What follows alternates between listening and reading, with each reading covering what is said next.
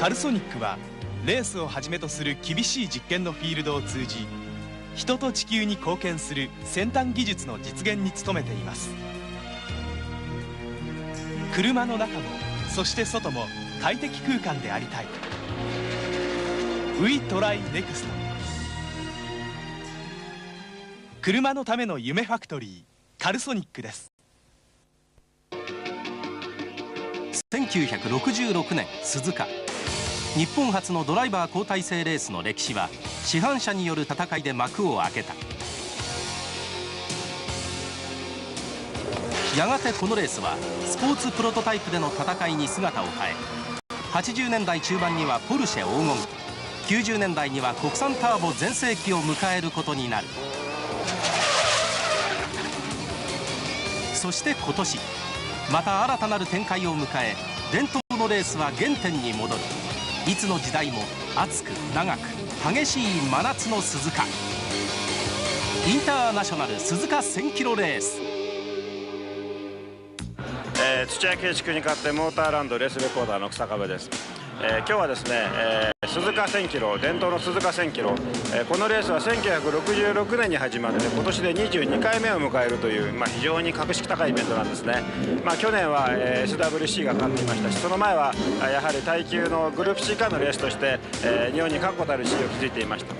た。そこに我々はなぜかやってきてしまったんです。今年はですね、今までのスポーツカー、グループ C カー、それからイムサを代表する GT 選手権の車、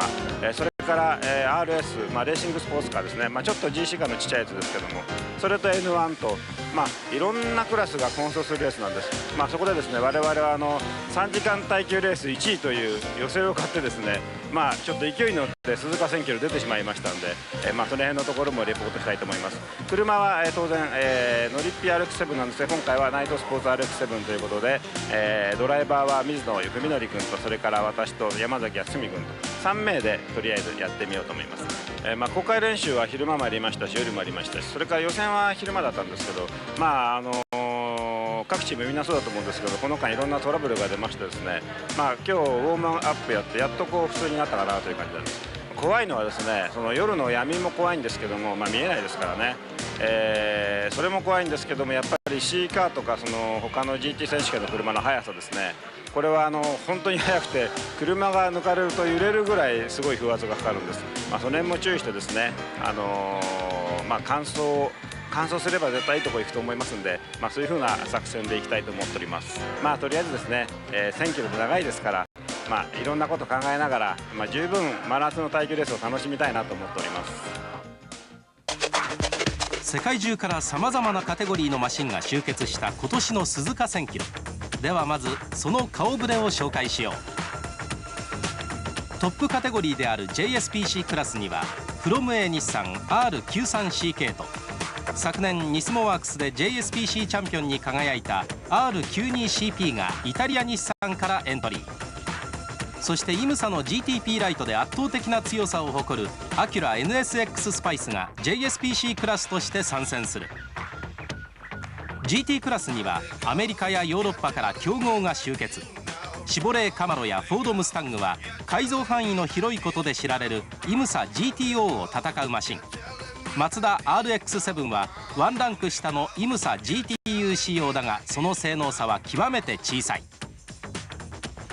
今年のルマンの主役カテゴリー4を戦ったポルシェカレラ RSR も多数エントリー。ルマンやスパの24時間レースで好成績を残したチームが一堂に集まった。ロータスエスプリはルマンカテゴリー 4A に属するマシン。名門チャンバーレンがルマン同様2台を送り込んできた。これを迎え撃つ日本勢代表はスカイライン GTR、日本の GT 選手権を戦う N3 仕様で参戦する。また GTR は N1 クラスに5台がエントリー。 RX7 のほか今回は 1600cc を境に2クラスに分けられているため、プレリュードも同クラス扱いとなる。 1600cc 以下ではシビックがただ1台エントリー。大番狂わせを狙う。そして久々に鈴鹿1000キロに戻ってきた RS。 コーナリングの良さを生かしてラッププタイムではグループ A 仕様の GTR を上回るという決して侮れない存在である。前日に行われた予選はこのマシンのポテンシャルの差、そしてそれぞれの特徴の違いを早くも明確にするものだった。圧倒的な速さを見せつけたのはもちろん JSPC クラス、中でも2台の日産勢。 GT クラスのマシンにも約20秒の大差をつけ、予想されていたことだが全く寄せつけない。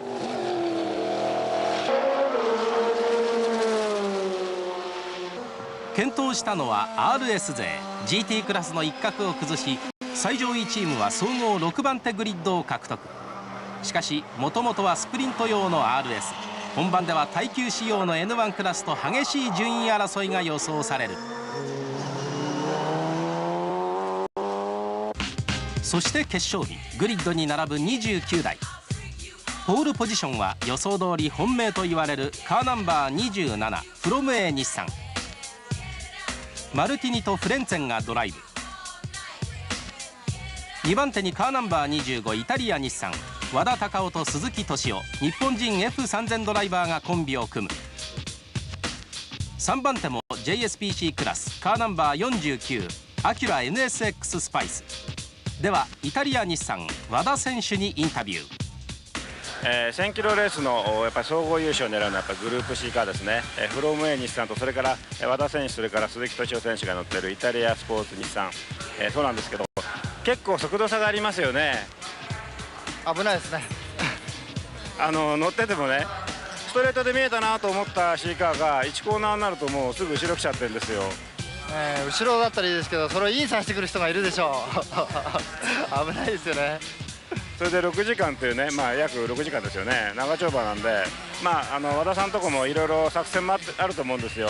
どんな感じですか？そうですね、とにかく第一に、やっぱり今言いましたようにね、スピード差が非常に激しいんで、その辺考慮しながら、とにかく完走しないことには、もちろんトップ狙って走るんですけど、まず完走しなきゃいけないっていうのが第一ですよね。はい、自信のほどは？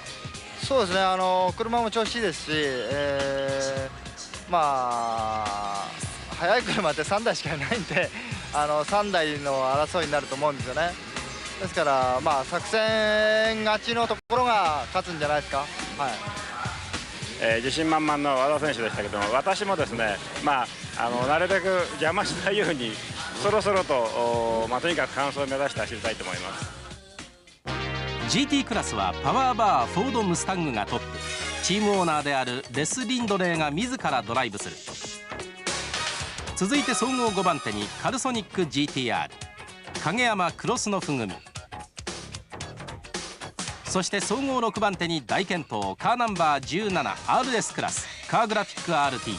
その後ろに GT クラスのスーパーカーが続く。 N1 クラストップはカーナンバー 15STPGTR、 カーナンバー9草壁さんのナイトスポーツ RX7 はクラス5番手と出遅れたが、草壁さんスタート直前 T バード GTR のグリッドへ遊びに行く余裕を見せていた。総合優勝の方はね GT クラスとか、それから JSPC の C カーですね、そういうところが間違いなくいくと思うんですけど、それとは別に我々のクラス N1 クラスですね、これが大挙エントリーしてるんです。その中で GTR が我々の最大の敵といいますか、ライバルといいますかいうことなんですけども、その中でも一番ちょっとやばそうだなっていうのはこの三好さんなんですね。はい、どうもよろしくお願いします。よろしくお願いします。さっき一緒に走ってたんですよ。あの車結構速いですよね。なんかまたそんなこと言って最初から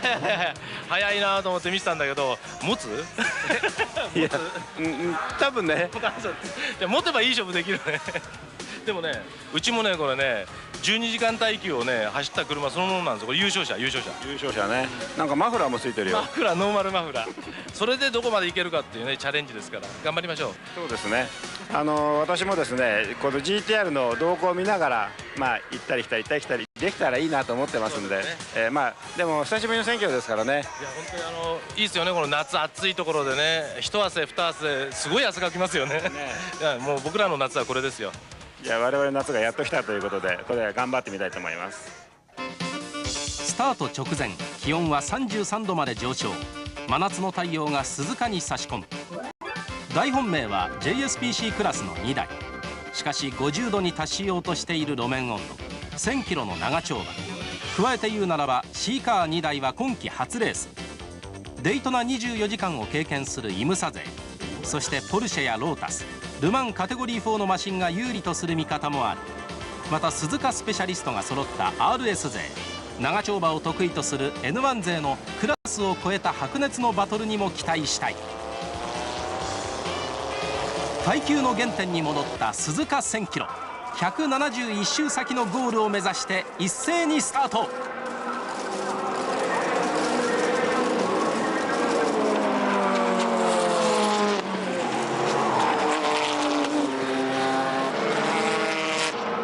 まず圧倒的な速さで飛び出したのはやはりシーカーの2台、続いてムスタング、 GTR、 アキュラはスタートに失敗。フロム A フレンツェンをぴったりとマークするイタリアドライバーは鈴木、そしてムスタングのリンドレーを追いかけるカルソニック GTR 影山。日本、アメリカ、ヨーロッパ、マシンのみならずドライバーの熱い戦いが繰り広げられる。オープニングラップを制したのはカーナンバー27フロム A、 2番手にカーナンバー25イタリア、3番手にカーナンバー49アキュラスパイス、4番手はムスタングをかわしカルソニック GTR。 ペルーから参戦のカーナンバー 84RX7 はスタートで出遅れたものの6位に浮上。その後方は GT、RS、N1 と各クラス入り乱れて大混戦。期待通りクラスを超えた好バトルが展開する。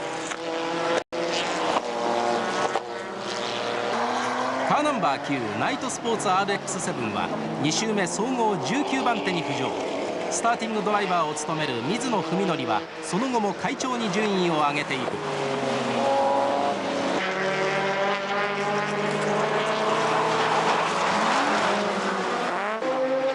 早々に逃げを打つトップフロム A 日産、徐々に引き離されるイタリア日産、早くも現れた周回遅れやスロー走行のマシン、また序盤はトラブルやアクシデントが続出。こういったマシンをいかにうまくパスし、そして利用できるかがレースを大きく左右する。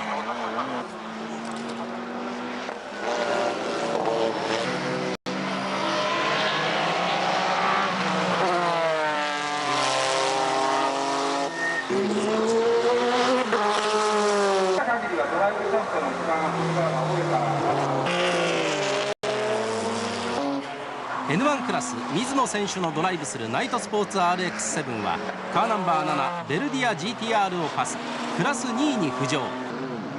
激しく競り合う GT クラスでは16周目、カーナンバー48パワーバームスタングがカルソニック GTR を捉え再びクラストップに立つ。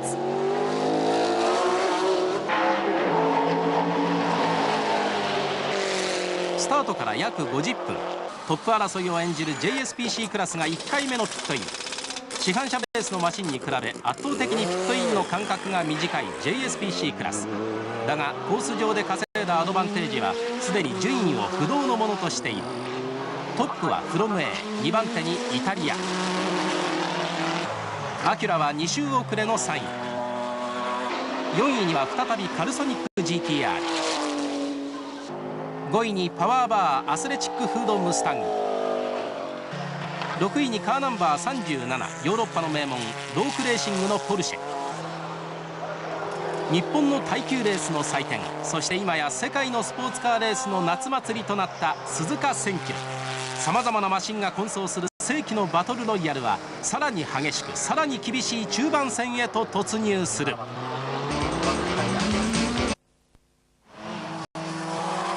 鈴鹿1000キロ耐久レース45周を終了。トップはフロム A 日産が独走。2番手イタリア日産のみがトップフロム A と同一周回。 GT クラストップはカルソニック GTR、 N1 クラストップは草壁さん率いるナイトスポーツ RX7 が走行する。 RS クラスはカーナンバー5コスモス SK90 とカーナンバー23アルファベットがトップ争いを展開。カーナンバー23女性ドライバーの永田真理選手の激しいチャージにサーキットが沸き上がる。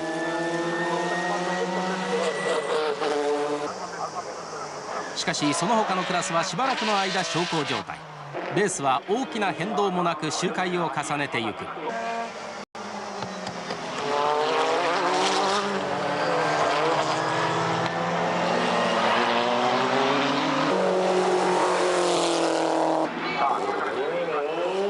レースが動いたのは3時半過ぎ。まず GT クラストップのカルソニックがデグナーでコースアウト。なんとか自力でコース復帰したものの、左フロントタイヤがバースト。その他にもダメージを受け、やむなく緊急ピットイン。大きく順位を落としてしまう。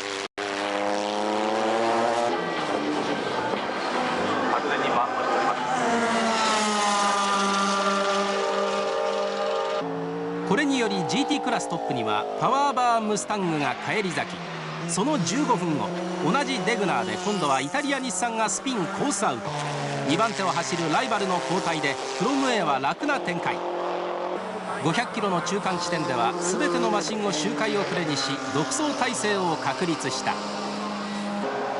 そして4時半、いよいよ日下部さんがレーシングスーツに身を包み登場。ナイトスポーツ RX7 はここまでクラストップだが、後続との差はわずかだったため、このピットインで3番手に交代。日下部さんの追い上げに期待がかかる。 N1 クラストップに立ったのはカーナンバー 15STPGTR、2 番手にカーナンバー6ピアプレリュード。しかし日下部 RX7 は思うようにペースアップができない。2番手との差を詰めるどころか、カーナンバー1 T バード GTR にもパスされ4位に後退。そしてこれまで全く順調に走っていたトップフロム A にもトラブルが発生。まず左ドアが外れピットイン。続いてその直後に今度は右ドアシールドが外れピットイン。トップは守ったものの、2番手イタリアがその差30秒と詰め寄ってくる。時刻は5時半。約4分の3を終了し、疲労の色を見せてくる各マシン。ナイトスポーツ RX7 もトラブルを抱えての走行のようだ。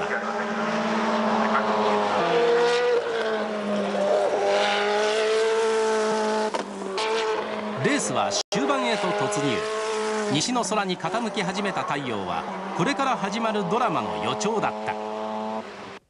トップは今141周、残すところ大体40周を切っているところなんですけども、今トップはですね、フロム A の日産から2位は同一周回数で、イタリアの日産と。今ルロメーノがイレギュラーピットをしましたので、大体これで同一周回数になって、またちょっとトップがここへ来て白熱した争いをするのかなという感じになります。3位は、アキュラスパイスですね。これはアメリカで走っている車なんで、相当耐久力もあります。エンジンは NSX のエンジンを使った、キャメルライトというクラスですけども、これも結構耐久力ある車なんで、このまま行くんじゃないかと思います。今僕のパート終わって降りてきたんですけども、抜かれる時はやっぱすごいですね。車がフラフラっと揺れるぐらいの勢いで抜かれますし、それから後ろから来た車の速いこともうとてもじゃないけど、これはすごいぞという感じで抜かれてしまいます。N1 のクラスなんですけども、ちょっと今ね、残念ながら私たちが今3番手、2番手と同周回数で3番手してたんですけども、ちょっとブレーキのランプがつきまして、トラブルかなという感じでペースを落としてたんですが、ランプがつきっぱなしになってしまったんで、ちょっと悔しいんですけどピットインしました。そこでクラス5位に落っこったんですが、今またタイヤ交換して出ていきましたんで、またペースが少し上がってます。水野君がだいぶ頑張って走ってくれるんで、あと1台2台もし上位の車増えるといいなという感じになりました。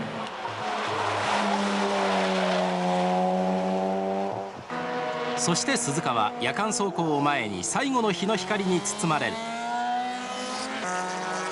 ここで2番手イタリア日産が S 字でまたもや痛恨のスピン。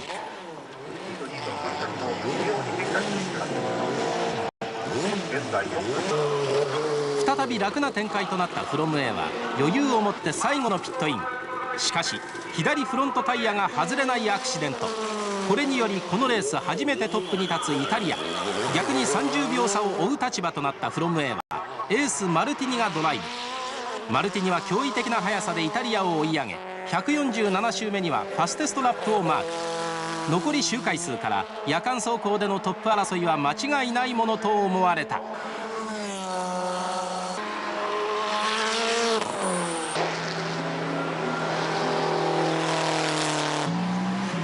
ところが150周目には18秒差まで詰め寄ったフロム A がその後ミルマに交代。155周目にはまた右ドア修理のためピットイン。日の沈みきらないうちにトップイタリアとの差は再び大きく開いてしまった。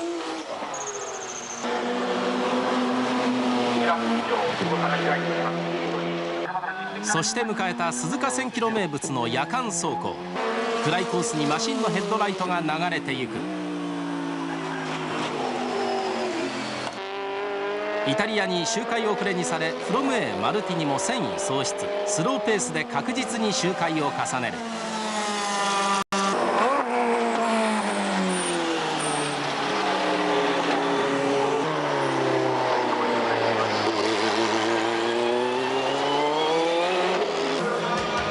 結局最後は2ラップもの大差をつけイタリア日産が栄光のチェッカー。5時間53分9秒で和田鈴木組が鈴鹿1000キロを駆け抜けた。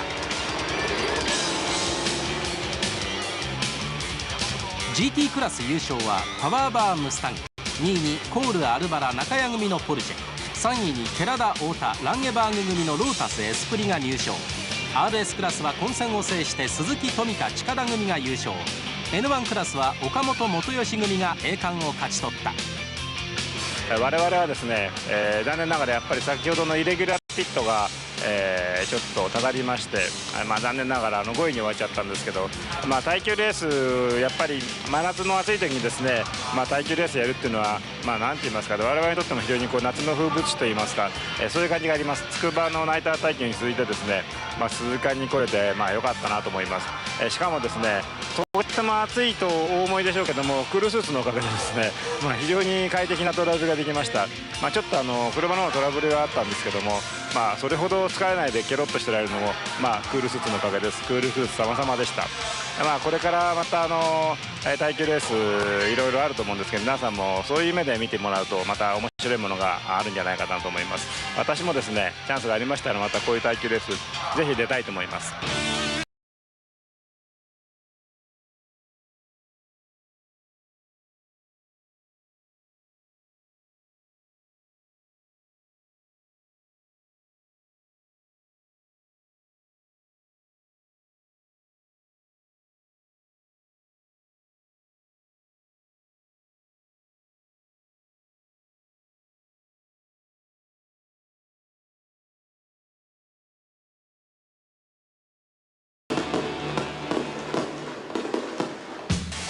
次回のモーターランドは新車インプレッション特集。